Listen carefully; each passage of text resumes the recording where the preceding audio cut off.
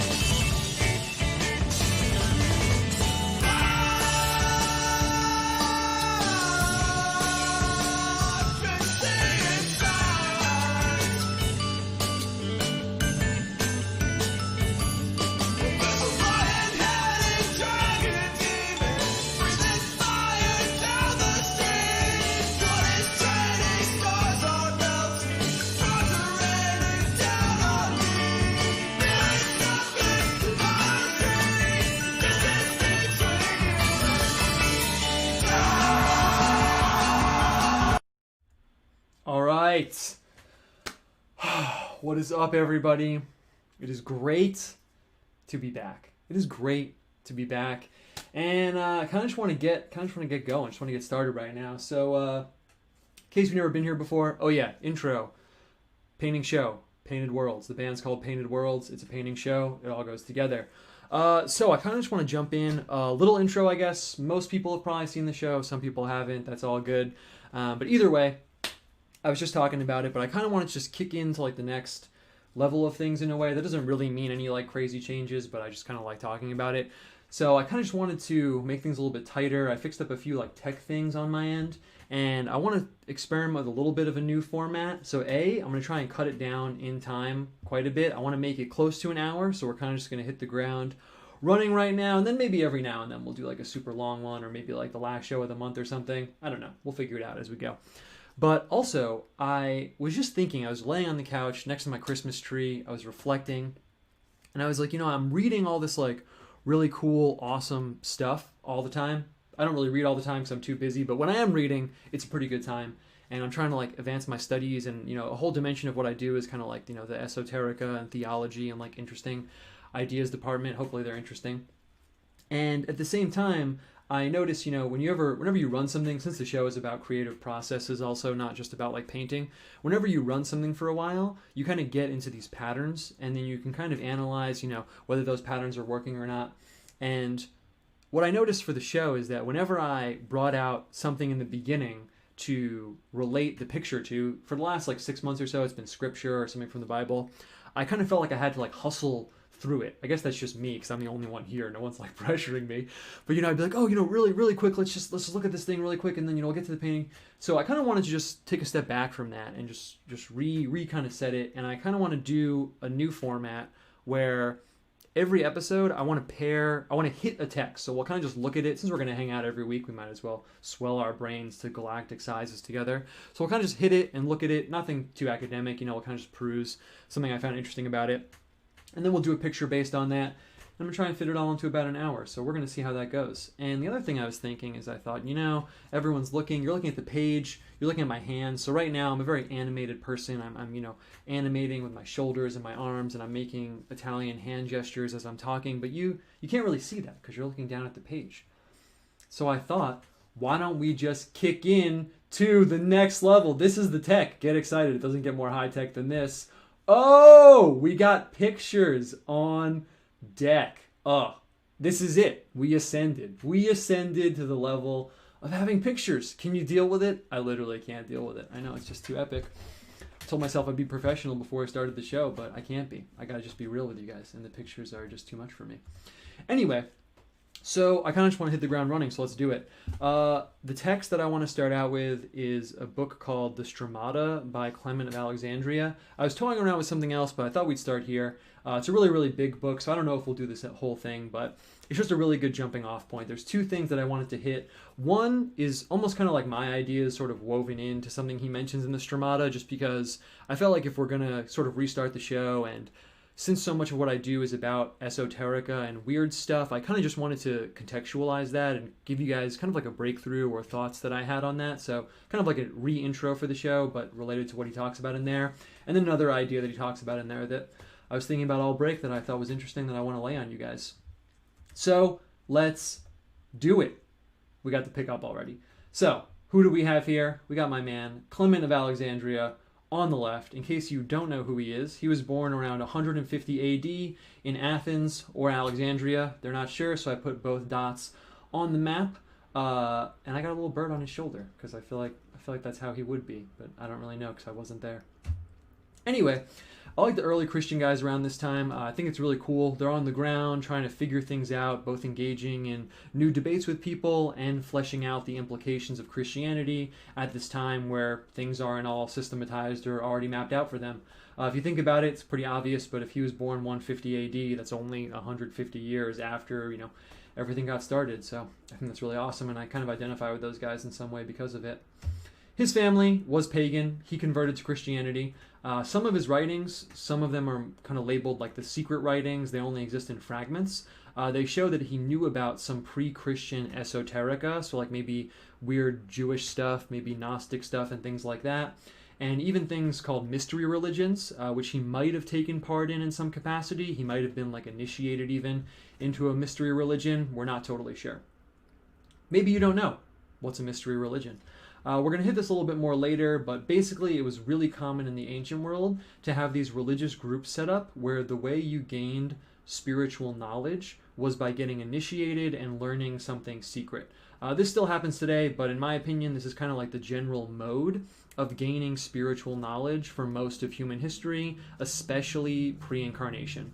If you have no idea what I'm talking about, if you imagine a secretive priestly group, sometimes they're like a caste within the society with temples or special places only they can go into, doing secret rituals, and sometimes initiating other people into some kind of higher understanding. That's basically what a mystery religion is. This place called Eleusis in Greece had this thing called the Eleusinian Mysteries. That's pretty much the most well-known example of a mystery religion, where people would travel from all over Greece to get initiated into the mysteries, and then they had to not tell anyone about exactly what they went through down there. Actually, there's some cool records where someone got like arrested or at least like in legal trouble because they thought that he was telling people about, what you learn in the Eleusinian Mysteries. So just a cool little detour. That idea is going to play into some stuff that we're going to talk about later and some other bigger theories that I have about things.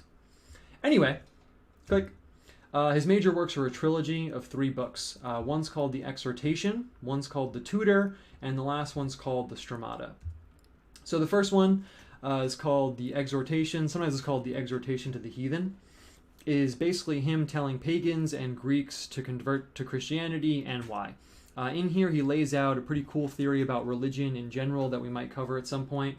It's sort of an anthropological theory about like people started worshiping the stars and the moon, and then they started worshiping plants and nature, and then they started worshiping great people and then ideas, and like sort of how the Greek religion kind of built up over time.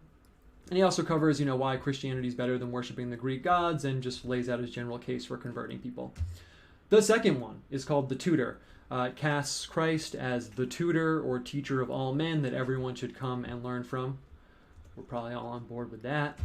And the third one is called the Stromata. I guess translating it, you might get a term like the miscellaneous, but sometimes it's translated as patchwork or carpets. It's basically his collection of thoughts on different topics all woven together. No pun intended. He basically says, I'm old, I've talked to a lot of people from different places, and I've learned a lot from some really, really smart people. These are some general thoughts and ideas that I have. We're going to start with the Stromata, mostly because it begins with this idea and concept I found really interesting that I thought would be a good jumping off point and basis for this episode. I talked about it before, but so much of what I do has to do with esoterica, enigmatic, weird things, deeper, almost like fringe, maybe even theological concepts. All these things that float around, the domain of the esoteric. And it's only recently that I've really integrated that into being Christian and like my understanding of Christianity. I had a lot of tension with that for a really, really long time. And we'll talk about that. I'll explain kind of as I go along.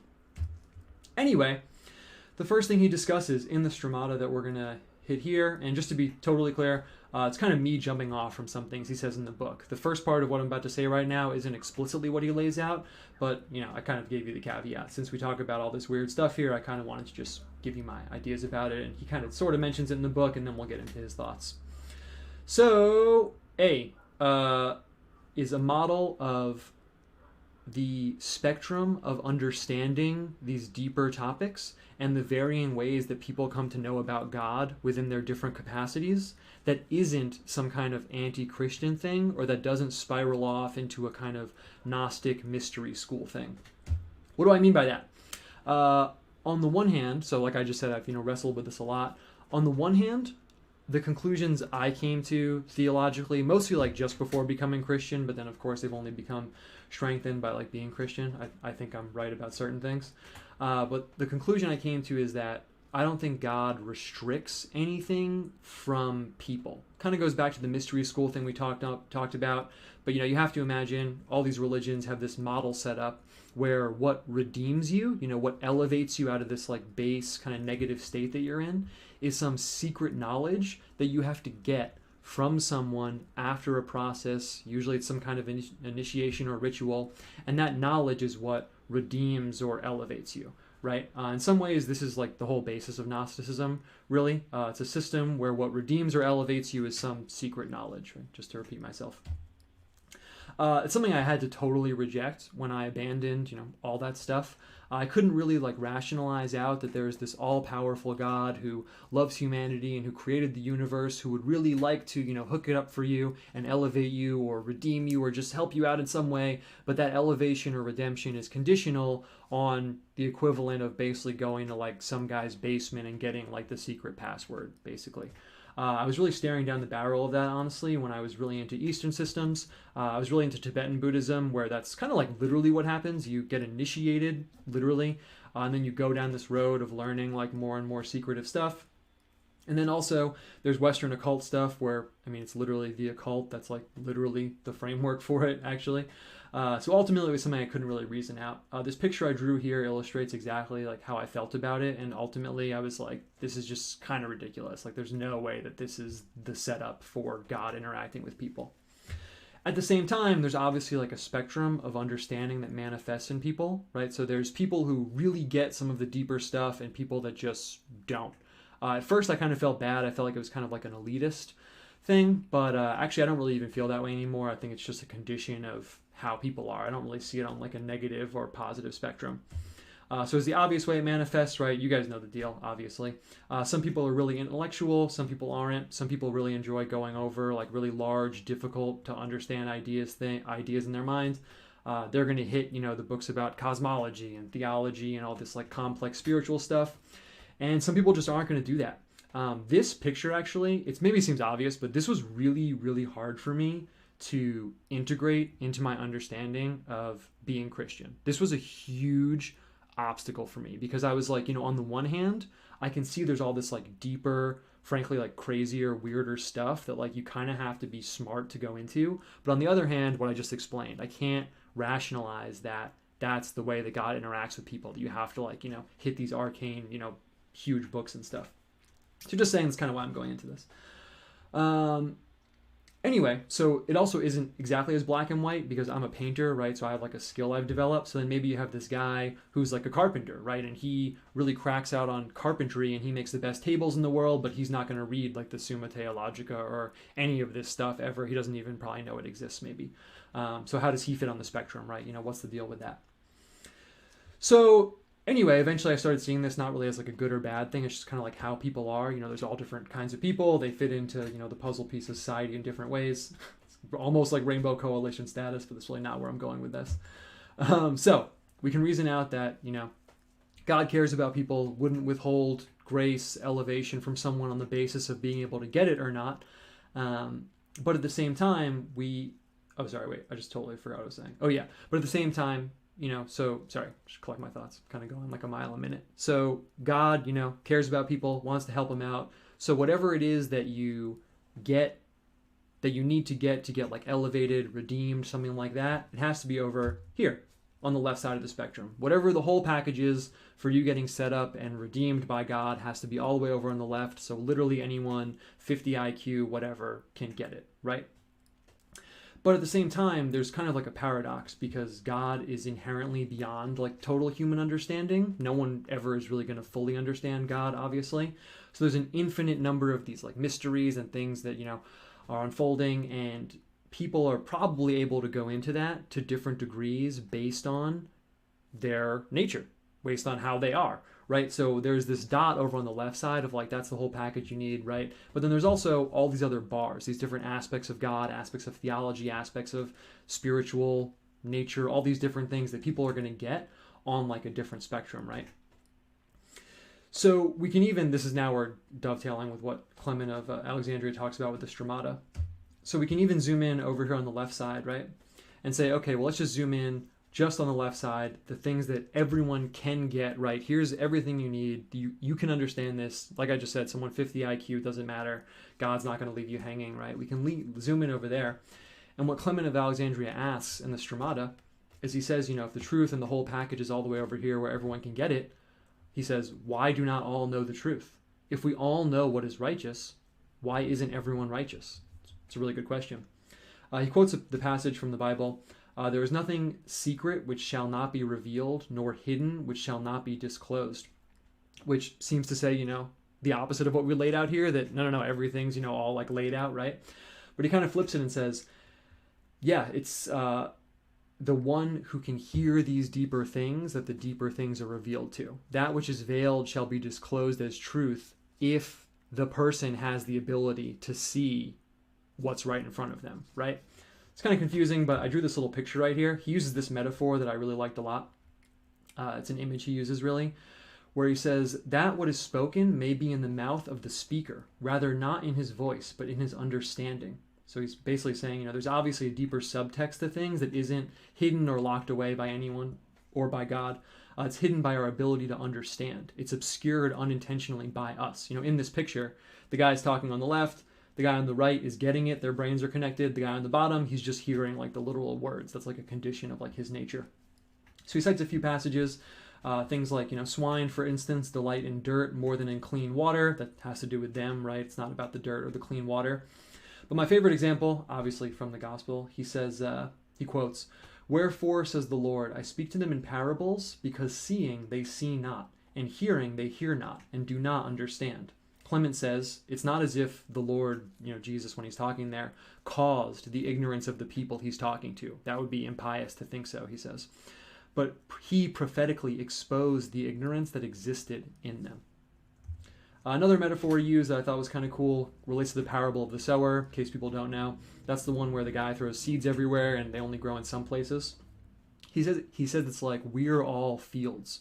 And some of us have rocks and some of us have vines, and we have these different combinations of obstacles and like different arrangements. And we have to clear out these vines and rocks and like bad things basically before those seeds can take root. So just kind of stacks on the analogy that he's making and that I'm kind of exaggerating, which is that, the seeds are cast everywhere and it's the condition of where they land, right? Whether or not they flourish. It's a pretty basic parable, but fits in with everything else here.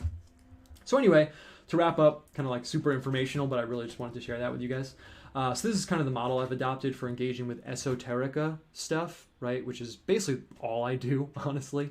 It's not that it's hidden because it's locked behind some secret door.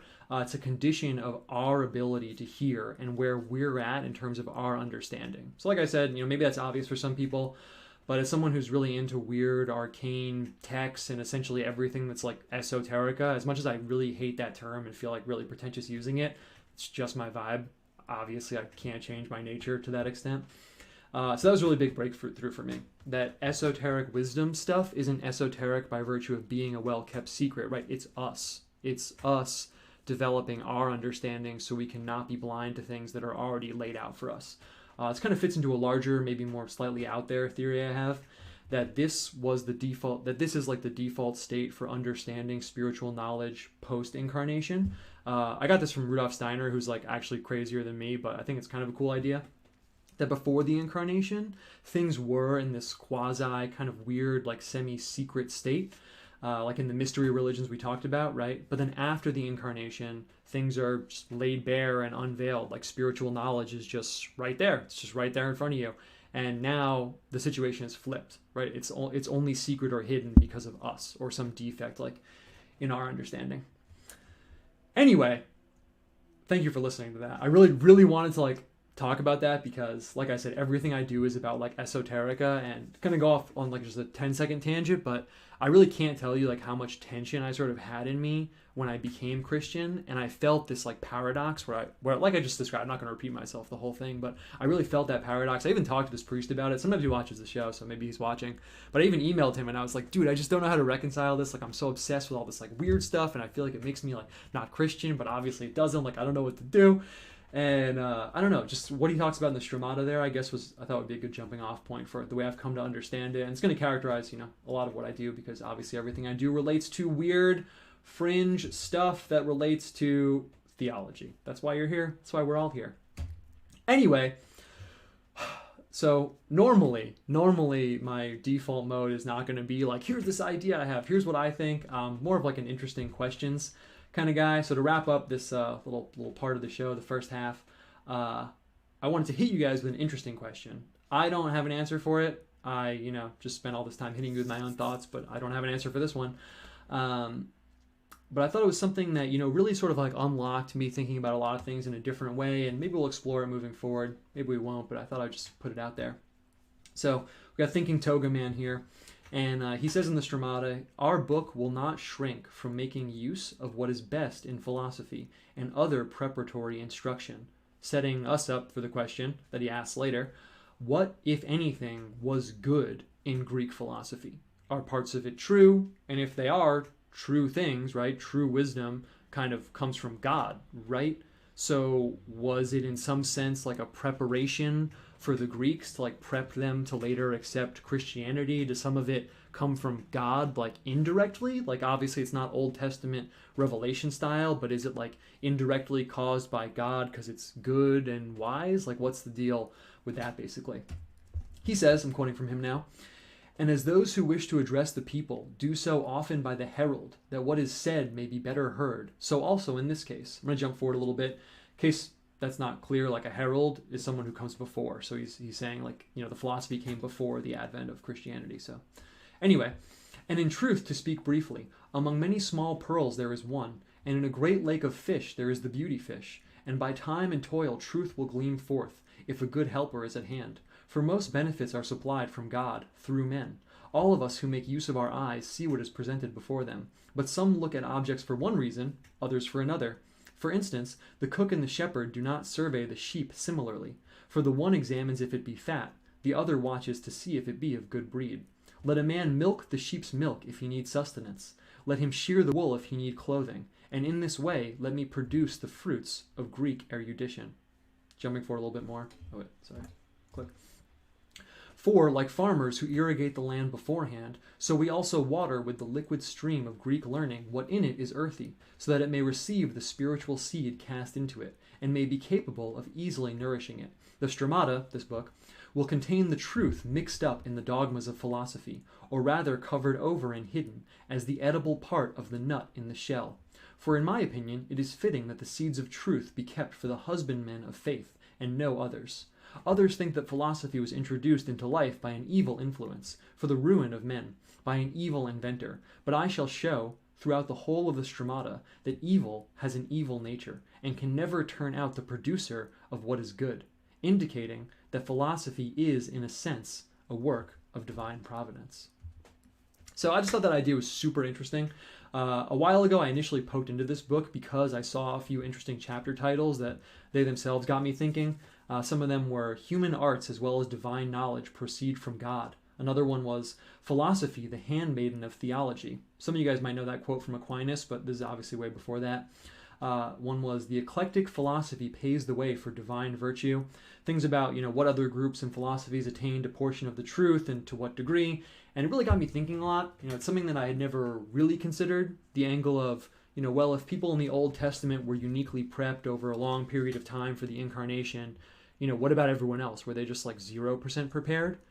it's such an interesting question for me to like zoom out a little bit and ask what the larger role of God is in like the larger history. He talks about some gods being demons. So it's not really like a perennialist thing if you're familiar with that. He says like, some of the Greek gods are demons and like some of it's like really bad, basically. He was raised pagan and ended up rejecting it, right? But at the same time, looking at some of the great works or just the development of, things that were good in that culture and, by proxy other cultures, naturally raises the question, how do we fit this into like a Christian understanding of history? Basically, what is the deal? And like I said, we're going to wrap this up right now. I don't really have an answer. I probably won't really have an answer. I don't really like pontificate above my level. I just kind of like asking questions. But I thought it was really interesting. And, it's something I've been thinking about a lot. Like, I was thinking about it almost the whole Christmas break, maybe because of the Three Magi thing kind of like reignited me thinking about it. But, if the reality of God's existence is like a fact that pervades the universe, it kind of makes sense that other people could pick up on it a little bit. Obviously not, 100% like a total like revelation or something. But I do think that God, being real is like a fact of reality. So it kind of makes sense that other people could like pick up on it in some way. I don't know. It's kind of interesting. It's kind of like fascinated by that, honestly. Anyway, so to recap, two things. A, things are esoteric, like because of us, or a defect in our ability to see and hear. What's the deal with like esoterica within Christianity? And B, what's the deal with things that came before the incarnation? Here, specifically being like Greek stuff. Anyway, I was going to end with a little story. Actually, it's perfect. Nice. So I'm like live figuring out how to do the show, right? I'm not going to pretend that I know what I'm doing ever. But nice, it's perfect. So we have a few minutes and then we're halfway. All right, so I was going to wrap this up with a little story. And then we'll hit the painting stuff and I'll see what people are saying in the chat. Hopefully people aren't saying like we can't hear you or something. Anyway, though, it just also really made me think of something that really shut the door totally on like 100% atheism for me. I guess that door was shut when I was like way younger, but him talking about, God is good, evil can't produce evil, things that are good must come from God, maybe as like a secondary cause or something, made me think of, I used to go to museums so hard. Honestly, it's a little insight into like me, I guess, but just for fun, like honestly, I used to show up at museums when they opened and I'd be there until they closed. Sometimes I wouldn't even eat. Like I would really just walk around all day and look at like old weird stuff. It's not really surprising I ended up doing this, I guess. But there was one time where I was walking around and I was just looking at everything and it was all this ancient stuff and modern stuff and paintings of women and urns and, sculptures from like 1,000 years ago, 2,000 years ago from now. And I was looking at it and it just kind of hit me. And I didn't know anything about theology at the time. I was really like, kind of trippy, psychedelic, like mysticism, Eastern guy. But I was just like, there's no way that there's not a higher cause kind of lifting humanity up and making them produce these things. I was almost like laughing in the gallery. I actually remember it because I'd just been talking with my friend about like whether God exists or not. And I was looking at all the artifacts around me and I was like, there's no way. There's no way that humans are just these purely biological creatures. There's obviously this like, I wouldn't have used this term, but like this eschatological kind of pull, this teleological pull. I'm trying not to use a complicated word. This like string pulling us up, pulling us to this higher nature. And I just kind of laughed about it. And I feel like after that, I was like, yeah, God's obviously real. I mean, come on, dude. What are we even talking about? But it kind of made me reflect on what Clement says in the Stromata. Because, yeah, if we're really pushing ourselves, like, then what's the deal with the good things that came from other, even just like pre-incarnation cultures? Is it like a light ray casting out of God, like as a secondary cause? Is it like, like I said, I don't have an answer. I'm not like pushing some agenda, but I just thought it was really, really interesting. And I really spent a lot of time thinking about that. I've been reading a lot of stuff, but that is cool. We did it. We did it. The first hitting a text. So we just went over the first chapter of the Stromata. Maybe we'll hit more. Maybe we won't. Let's see. I'm figuring out the format live. I'll see what's in the chat really quick, and then we'll quickly get to painting. This is almost exactly... I was given sardines for Christmas. Epic. This is almost exactly what the homily at Mass on the weekend was about. God desires that he be known and reveals himself to us. That's really cool. Rudolf Steiner, astrological farming guy. I'll plug that. We'll talk about him while we're painting. I'm not like a totally Steiner guy, but it just particularly one aspect of it related to everything we just talked about. Might be difficult to do with your schedule, but the historical esoteric lecture at the start of every future stream could then be uploaded as a video on its own. Yeah, interesting. Okay, let's grab the paints. Yeah, I kind of wanted to, I was figuring, we're here. I'm here every week. You're here sometimes, probably. If we're here, why don't we hit some deeper stuff? So I kind of just thought we would jump into that format.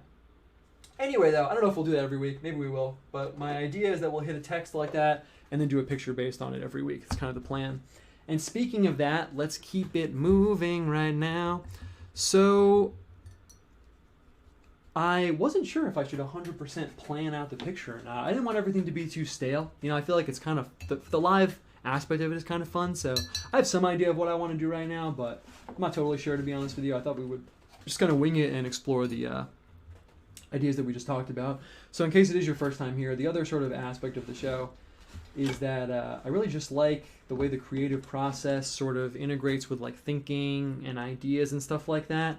I guess it's a little pretentious, but I don't really think of it as like a purely Bob Ross thing, not denigrating him. He's definitely on like an infinitely higher level than me, but if you watch Bob Ross, it's really about painting and how to paint and how painting communicates visual information. And that's really tight. I like talking about that, but I feel like I'm leaning into my nature as like an illustrator more. An illustrator as opposed to a painter, because what an illustrator really does is weds ideas with images. An illustrator's job is really to figure out how ideas can be communicated through images, as opposed to a painter who, you know, can just capture like the beauty of like a lovely woman, and that is like an end in and of itself, which I enjoy.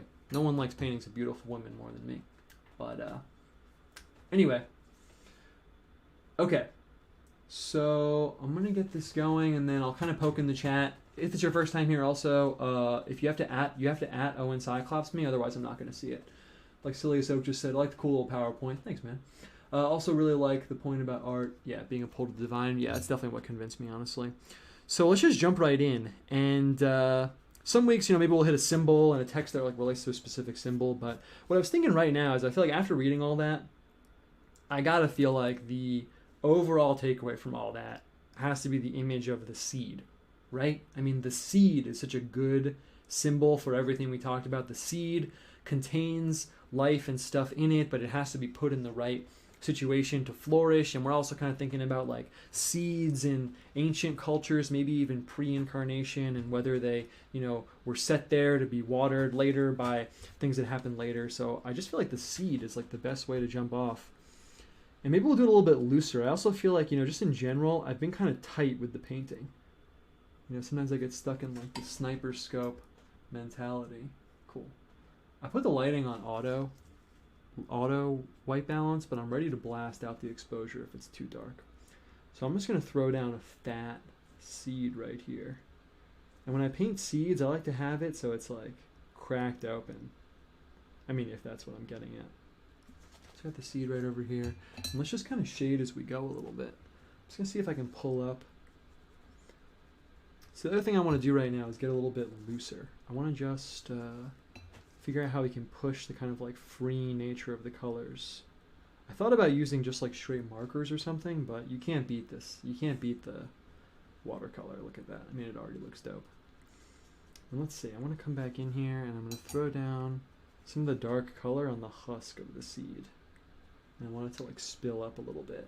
Ugh, just the color coming through the paper is so tight. Nice. Alright. And I'm going to throw down a little shading in here. And of course, what's coming out of the seed?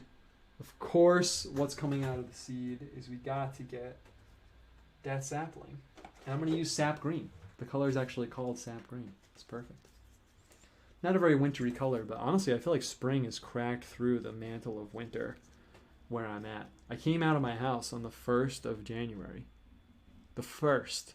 And it was like spring outside. I took it as an auspicious sign. So I'm going to paint a little sapling right over here. And I want to put the seed into some kind of framework. I'm thinking maybe even like a person's head, like the shape of like a figure or something. But we'll see how it goes. So I'm just going to throw down really quick. And I've really leaned into this format that you can obviously see that I'm using, where I do the outline and then I pick up the color and color the inside with it. I actually really like that. All right, so I'm going to blow out the color really quick. Hold up one. Actually, it's fine. Cool. So I'm going to come back in here. I'm going to shade this in. And then I want to, like I said, use some interesting framing for it. I might throw down a person's head and then color around the outside of the head or something. The nice thing about using human aspects of like a figure or something like that is that your mind is really, really programmed to read in human figures and human spaces and things like that. So even just like the slightest suggestion of a human figure will get read as a person or something. Let's see, how's that look? Cool. Yeah, that's way better. Sorry, I really promised myself I wouldn't mess with the lighting while doing it live, but I just had to fix that really quick. Cool. Okay. So I might even use a bigger brush right now. Let's break it out. Let's do it. And I'm going to throw down the outline of a person. So I'm just going to come in and throw down the outside of the head with the shoulders, and that'll kind of cut into the space and give us some like interesting things we can do. The question really is, what color am I going to use? I think honestly I'm going to hit it with the Venetian red. Something about the Venetian red just says like ancient. It has that like Pompeii red aspect to it. Actually, maybe I'll just use straight up red. Let's just do it. Yeah. I'm going to use, so you can't see me selecting colors off to the side, so it's not very interesting for you. I will adjust that, but let's just use straight up red. And I'll cut the red with the brown a little bit. Give us a little room. Cool. So at this point, it's kind of going to decide how I work with the space right now. What I mean by that is at this point, it's a call we're making if we're, I'm just going to mix the brown and red over here. I want to cut the red a little bit. So this is going to decide if we're, looking through a window at a scene, or if it's, graphic and totally flat. But I want to do something bold and kind of exciting to get us going again. So just going to throw down kind of round head shape here. Ugh, love the red. It's like so refreshing. Just looking at pure color is so spiritually refreshing, honestly. And, the line quality is not exactly how I want it, but I'm going to come back and fuzz it out on the outside. Boom. Perfect. So now we got this person shape here. And I really like using this shape a lot. I use it all the time in my art. I guess I'm kind of giving away a little bit here, but I use it all the time, and I really like it because it's kind of a shortcut to accessing interesting ways to use the picture plane. What I mean by that is, I throw down this, and then, it's a person's face, right? But then I can come in here and I can put a horizon in the face, and I can put things in the horizon, and all of a sudden it's kind of interesting as a viewer, because then you're looking like through this negative person. You're looking through like a nega person at like a landscape in the background, and I can do stuff on the outside also. So it's kind of a cool way to use the space. And what I'm going to do right now is I kind of just want to blur out the outside over here. I waited a little bit long because I was talking, but you can see I can still pick up the pigment. I can still pick it up and get it going. Just want to blur this a little bit. What would have been smart that I didn't do, that I should have done, is I should have outlined in water on the outside and then let it bleed into it to get that like full effect. Yeah, it's perfect. I'm going to do the same thing on the other side. And then, I don't know, I guess we kind of have to think about what other symbols we want to use. Really hit the Greek thing kind of hard, kind of hit the mystery religion thing kind of hard. A door is really solid. We could have it like a door, like some initiatory chamber or something like that. Perfect. This is perfect. And someone asked about Steiner. Yeah, I plugged Steiner there a little bit. In case people don't know, yeah, so I forget how the person in the chat described him, but they were like, whoa, isn't he like the crazy weirdo farming guy? Like, yeah. He's kind of like a jack of all trades intellectually. He really does like literally everything. In terms of his heritage, so I don't like, I don't want to like disavow someone, but I don't identify with him, you could say. It's not like if someone asked me to list my like intellectual and spiritual influences, I wouldn't think of him. I wouldn't name him, honestly. He's really at the overlap in like 1900-ish where people are getting really into like spiritualism and the occult and all that stuff. And he's like right there. If you know who the Theosophists are, he was kind of hanging out with them. But he is Christian, and his like framework is Christian. So I would say he's almost like more theosophical than Christian, honestly. That's just kind of my view of it. But I like going to him sometimes because sometimes he has really cool, crazy ideas. So I don't go to him for like spiritual counsel, but sometimes I do check it out to see what's on the radar. And a book of his actually did really come through for me. Normally, it's kind of hard for me to engage with Rudolf Steiner because it doesn't fit into theology anywhere, and a lot of it is based on like, you know, psychic like revelations and weird stuff like that. I'm kind of over that at this point in my life, to be honest with you. Not that I discount it, but if I can't like verify it myself, it's just like, okay, cool. Like, what am I supposed to do with that? But he had this book that I really did enjoy like the whole general thesis of it, whether or not I agree with like every single little note of it. But the book is called Christianity as Mystical Fact. Even just the title. I mean, you're going to see that book. It's like, dude, where have you been all my life?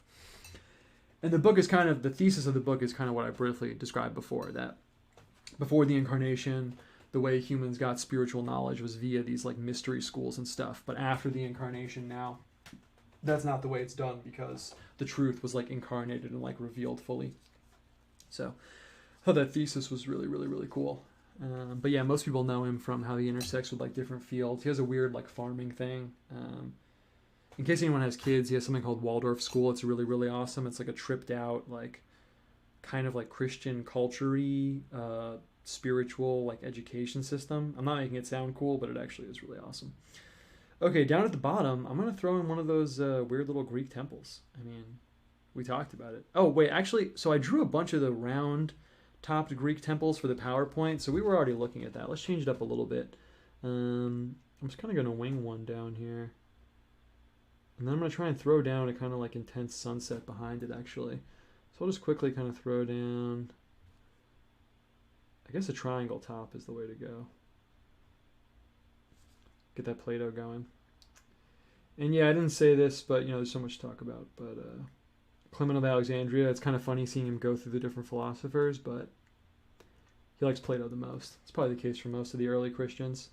Some of them see his like view of like a apophatic God, like a God that you can't really describe, as kind of like the best you could do like at that time. I'm kind of putting that phrasing into their mouth. Someone in the chat said, wait, Steiner's the Waldorf School guy too? Does he do everything?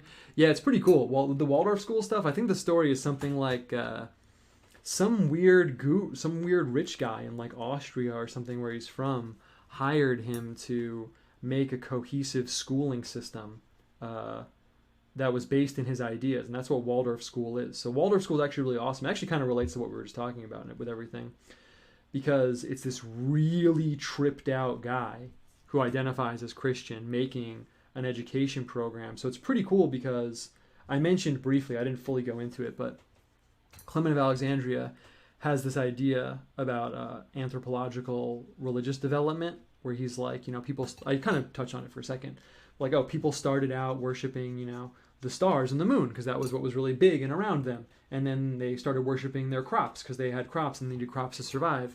And then they started worshiping, you know, great people, you know, like their heroes, like strong warriors, because that's who was defending them, you know, and it goes on and on and on.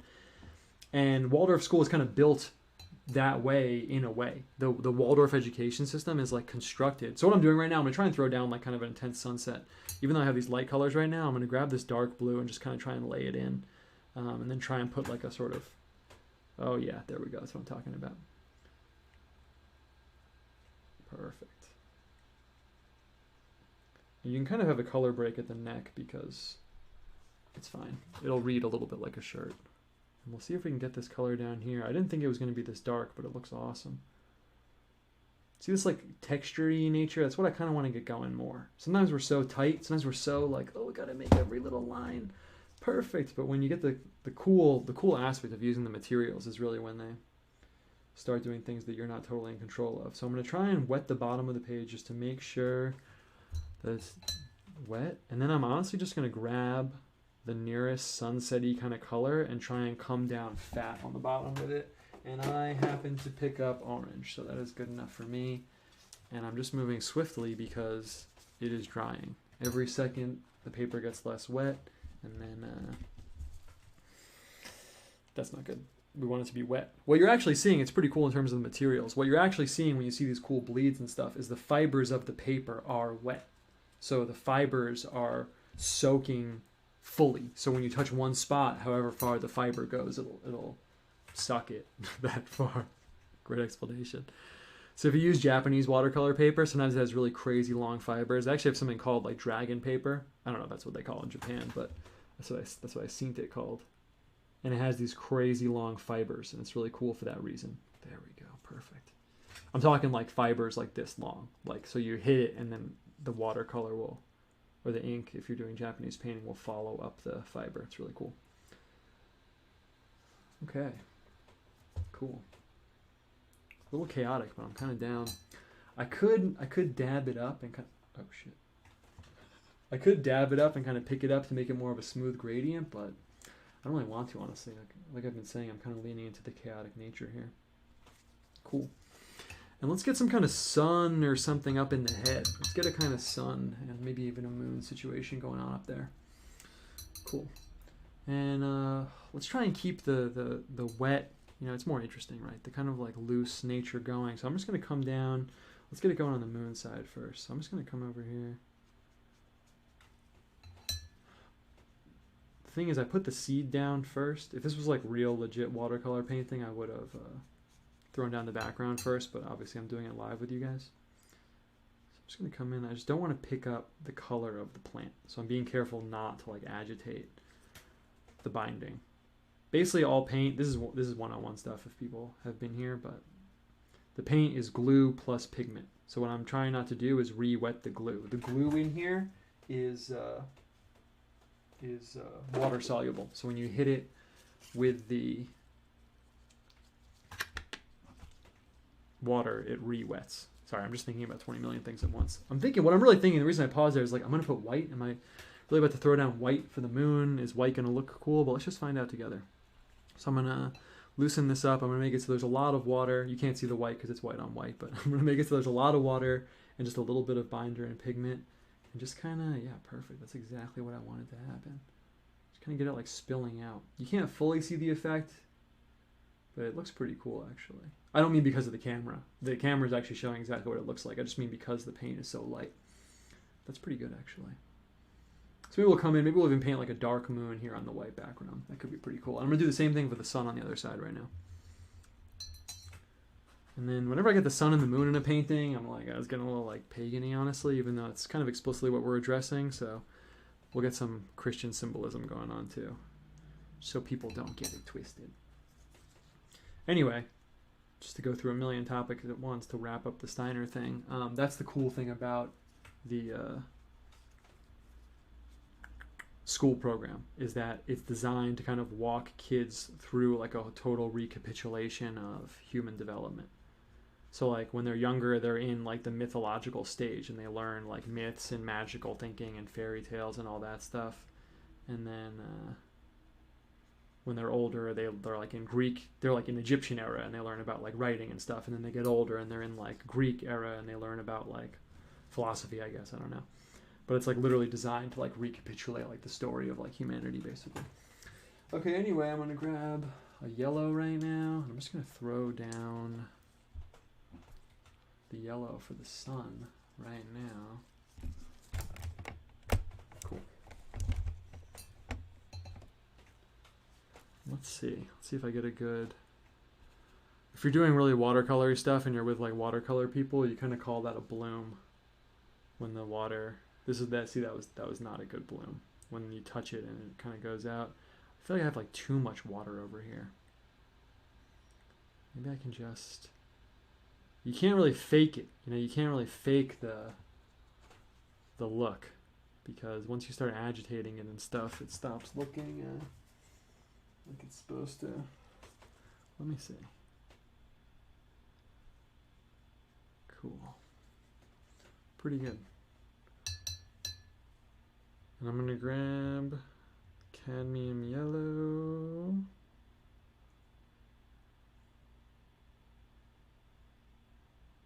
Right now. Cool. So you can see actually it's kind of cool. I'm always talking about like the temperature of the different colors and how one like tends toward one side or the other. So I got distracted for a second by my dog. But you can see here, so there's two yellows that I use, the lemon yellow and the cadmium yellow. You can see how green this is. I mean, I put it onto a blue background, so it's mixing with the blue. This isn't its true color. But you can see when I say a cool yellow that this really, really, really is like a cool, cold yellow. Now you can see it in contrasting with this. Sometimes I describe them as like if you go into a store and see a lemon, it's like that's lemon yellow, and then this is kind of like school bus yellow. But you can see how one is tending towards green and one is tending towards orange, and that's what makes them cool and warm. Wow, what a good sun, right? It really doesn't look like a sun. I'm gonna just use this as like a colory space, and then maybe I'll come back in with an orange and make it the sun. Or maybe we'll just leave it kind of ambiguous. It's kind of cool ambiguous. Okay. So keep in mind, if you're someone that's been here a ton, that my goal is to wrap us up around an hour. So if anyone wants to like ask me stuff or anything, they can. Otherwise, I have like a trillion things I want to talk about, obviously. So I'm not bereft of topics, but just saying, if anyone wants to ask me something, go for it. Otherwise, let's see, what else? What else should I talk about here? Well, I guess I need to think about what we're doing with this really quick. So we got the inside. It's looking pretty sick, actually. We got a few options. I could come in with dark, like night sky. I kind of want to do that, actually. I could come in with the black. I really am thinking about that. I thought we would use a lot of black in this picture. Should I do it? Should we do it? Let's do it. Why not? It's the first show back. I've been reading someone's in the chat. I've been reading Beowulf. Love the blending of pagan culture and myth with the philosophy and spirituality of Christianity. Yeah, it's interesting. I haven't read Beowulf. Makes me think of the Arthurian legend stuff. I know it's like a different time period and place and everything, but yeah, that world where like the myth overlaps with the theology is obviously really dope. I feel like that's like a nut I've waited to crack for a while. I'll get to it eventually. Okay, so I'm just going to come in with the black, and you probably heard me hesitate a little bit coming in with the black right here, but the reason for that is that sometimes black can make other colors look a little like muted. I guess that's the word I'm looking for, just because it's so powerful and so dark. I think it's Renoir who said, Renoir is like one of the best painters, in case people don't know. Renoir said, I spent 40 years learning that black is the queen of all colors. Such a good, fucking awesome painting quote. Sorry, I'm trying not to curse, but just really got into that. So I think about that whenever I use it. So sometimes it can dominate. It literally like rules over the other colors in a way. Sometimes it can dominate. So what I'm going to do is I'm going to come down here, and I'm actually going to use the wetness to my advantage, because I'm actually going to come back and I'm going to grab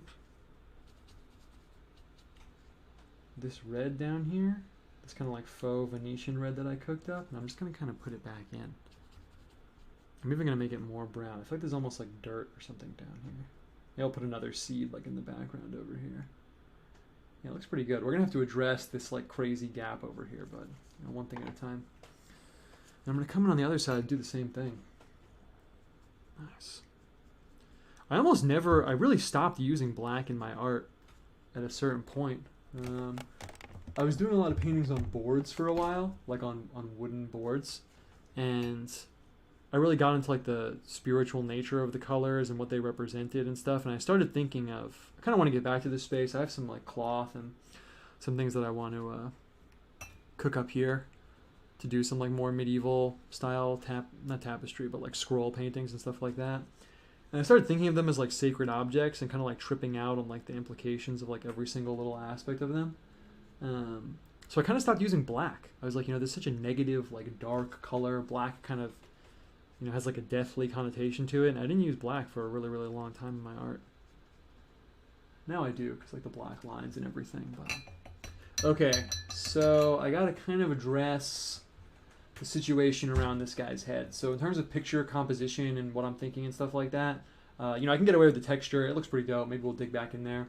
The issue is that, I say this pretty much every show, but high contrast means that the picture is saying, look over here. So if you actually look at this right now, where's the area of highest contrast? It's right here. Boom. Your eye is like drawn over here or maybe over here. But these are the areas of highest contrast. So that means I have to fix that and change that if I want this to start working well. So what I'm going to do is I'm actually just going to come in with the black. I mean, not the black, with the vermilion, with the cadmium scarlet. And I'm just going to try and kick up around this guy and maybe give him kind of like a reddish halo. I feel like I'm going a little bit more for texture than like specific symbolism maybe overall, but let's see. And I'm just going to come in with the red. And I'm even going to dig into like the wet areas already. Let's see how this goes. Perfect. Normally, I'll be honest with you guys, normally I kind of crack out thinking about like the symbolism of the halo color, but I really did just think red would look cool here. Normally I have a reason, but just now I really didn't. What I really like doing and what I was doing for a while is giving people a halo that was like the night sky and coming into it with the dark indigo color like this and then putting some stars in the halo. I think that's a really tight pictorial motif. I'm trying to blend it in with the black a little bit here. Yeah, this is looking pretty solid. Cool. Perfect. Yeah. Nice. Nice. Cool. Feeling how this is coming out right now. Okay, let's see. It's 8 o'clock right now. Theoretically, if we were only doing an hour, I would wrap up in like 10 minutes. I don't know if we're going to make that, but let's see. Let's see. And I'm going to come in and shade up. So I'm kind of mastering the lighting still, so just bear with me for a second. The problem is that, you know, this is just an interesting art thing, otherwise I wouldn't talk about it. So you can see there's a little shine right here. It's a physics principle that the angle of, what is it? The angle of incidence equals the angle of refraction or whatever. The issue is that the light, boom, is like, you know, the same angle coming in is the same angle coming out. So I have this like pretty crazy setup all around me to try and mitigate that. I think I do a pretty good job. Okay, so I'm going to come in here. I just got to shade up the temple a little bit. It's totally stark white. It's just too white. It's just too white. I'm really going to not try and make a joke about that issue, but it is. So I'm going to come in here, maybe get a little shadow going on. The thing is, painting white objects, I mean, I'm not really in like a painterly, realistic painting space here, obviously, but even in general, white objects kind of reflect all the light around them, so I can get away with coloring this thing in and still having it read as like a white temple, because even in real life, it would be reflecting all the white around, all the light around it. It's a little dark though, so I am gonna come and pick this up a little bit. Cool. And now it's too light. That literally always happens whenever I do that. Someone in the chat said, I remember seeing an autumn print on your Twitter, but I don't see it in your shop. Yeah, it's probably the November one. If you DM me, I'll put it in my shop. I didn't put that one in my shop for some reason. It's kind of busy with the holiday season. Okay. Okay, cool. We've hit kind of a cool little point here. A cool little point. I'm trying to figure out how we want to play the rest of our little situation here. I'm tempted to come in and put in some tight details. Like I kind of want to come in and put the sun in and put the moon in, but right now it's such a nice balance between like the temple and the seed, and everything else is just like poof, textural, that I don't know if I want to start digging in with like little details. What I actually really want is some more like sweepy details in the back. I think what I'm going to do, since I was talking about getting some more Christian symbolism in, is get a fish in here. And I'm just going to straight up paint the fish into the red. I'm just going to see how it goes. I'm going to grab, and we'll probably wrap it up. Not right after that, but we'll get one or two things in the border and then we'll wrap it up. Okay, so I'm going to come in with the fish. Fish is obviously like the perennial Christian symbol, even way back in antiquity, so really fits the theme. It's really wet, so I really don't know how this is going to go, but whatever. Let's just go for it. I'm going to see if I can just come in with almost like the, yeah, perfect. That's perfect. I was going to say with almost like the Japanese, like opaque ink style. Can I cut in here? Is it too much? It doesn't exactly look like a fish, so what I'm going to do is I'm going to grab, perfect. And it needs to be a little bit more opaque. So I'm going to grab the white. The white's like the opaqueinator. The white is like what makes colors less transparent. Ah, perfect. Looks pretty cool, actually. I'm going to come back in against my better judgment just to get the body straight again. That looks pretty solid. Cool, cool, cool. And again, against my better judgment, I'm just going to try and make that a little bit more opaque. Oh, sick. Okay, and I'm going to do the same thing on the other side. Let's just keep the theme going. I'm just going to grab the yellow. And I'm just going to come up. I'll start at the back. In case you haven't seen, in a lot of like East Asian art, they'll have these big like flowing fishes. It's not exactly what I was going for, but kind of ended up being that way. Man, this looks tight. And I'm going to come back in. Oh, I did not get the point on the tail. It's okay though. Perfect. Perfect. Okay, I'm actually really vibing with that right now. Really feeling it. You know, like I was saying, I mean, people here probably know, but the fish is like one of the older symbols for Christ. I actually am kind of embarrassed. I don't know the exact reason. It's something like, I mean, I kind of know. It's something like in Greek, the first letters of Jesus' name are ichthus, which means fish. Or, no. It's something like... I literally can't believe I don't know this. I'm literally cracking out in my studio every day about the most arcane stuff. And then I'm like, wait, why is it a fish? But it's something like Jesus Christ, Savior of the world. In Greek, the initials are ICTHS, and it's ichthus, which is Greek for fish. And then Christians used to use it as like a covert symbol. I don't know if people know about that, but there's a lot of cool history from when like, Christianity was still illegal, basically. Where people used to use the fish as like a covert symbol back when like Christians were being hardcore persecuted, which is interestingly enough is also the time period of Clement of Alexandria. A few guys will hit back then. You kind of got to remember they were right back around when Christianity was still getting persecuted and stuff like that. Anyway, I'm actually really feeling this, and I think we might just call this right now. I said the new episodes would be an hour, and we're at pretty much exactly an hour right now. So let's see what the deal is if we move the paint. If we move the paint away. You gotta move it, you gotta clear the visuals. That's an art tip if anyone's making art at home. Sometimes your mind gets stuck like with a cluttered desk, and when you move stuff away, you actually do like literally see things differently. Okay, let's see. Yeah, I'm definitely cool with this. Nice. Perfect.